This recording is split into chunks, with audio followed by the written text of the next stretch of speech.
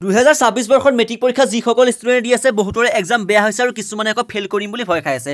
তো মৰমৰ ষ্টুডেণ্টসকল তোমালোকে চিন্তা কৰিব নালাগে, অসম শিক্ষা সংসদৰ পৰা এটা অতিকৈ ভাল খবৰ আহি পৰিছে।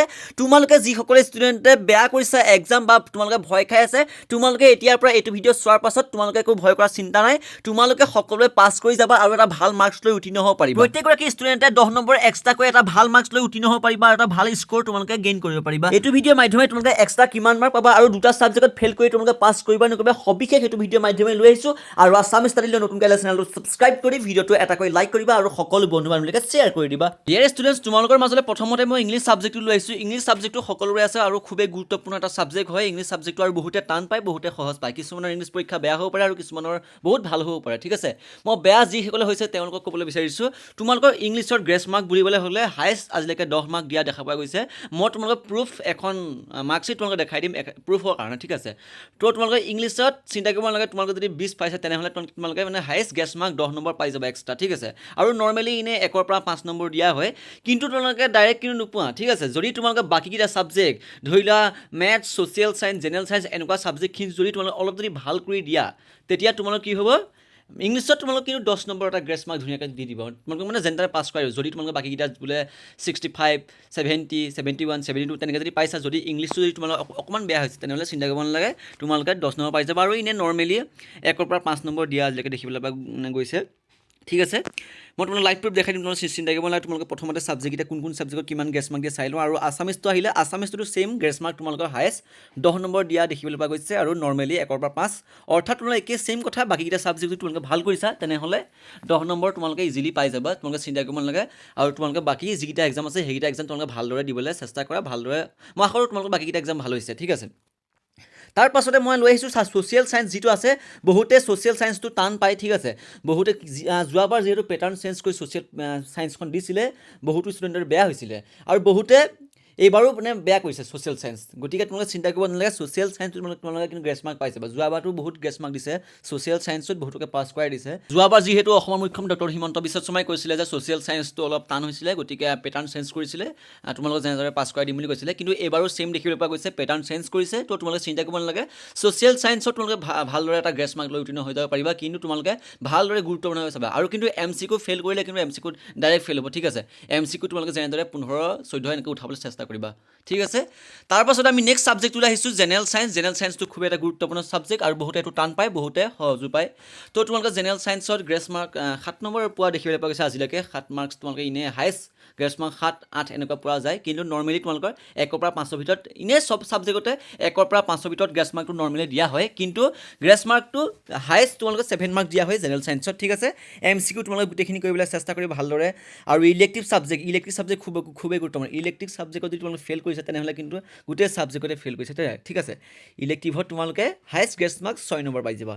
ঠিক আছে, মোৰ এজন বন্ধু আছিলে, তেওঁ ইলেক্টিভ ছাবজেক্ট হিন্দীত তেওঁ 6 নম্বৰ এটা পাছ কৰিবলৈ কমিছিলে, কিন্তু তেওঁক 6 নম্বৰ এটা গ্ৰেছ মাৰ্ক দি পাছ কৰাই দিয়া হৈছে। নৰ্মেলি 1ৰ পৰা 2 নম্বৰ তোমালোকে দিয়া হয় মাৰ্কছ। ঠিক আছে, তো তোমালোকে MCQখিনি শুদ্ধ কৰিবলৈ চেষ্টা কৰিবা। তাৰপাছতে মই মেথছটো লৈ আহিছোঁ। মেথছটো খুবেই গুৰুত্বপূৰ্ণ এটা ছাবজেক্ট হয়, গ্ৰেছ মাৰ্ক হায়েষ্ট 8 নম্বৰ দিয়া হয় মেথছত। ঠিক আছে, তো নৰ্মেলি 1ৰ পৰা 2 নম্বৰ দিয়া হয় মেথছত।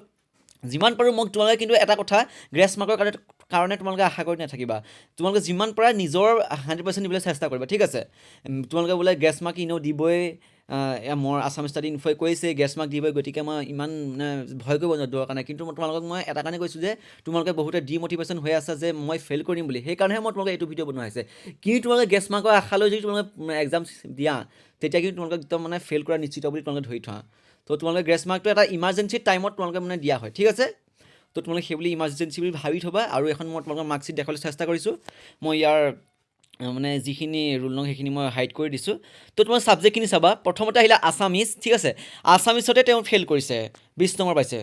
আছামিজত 20 মাৰ্ক পাইছে, ফেইল কৰিছে।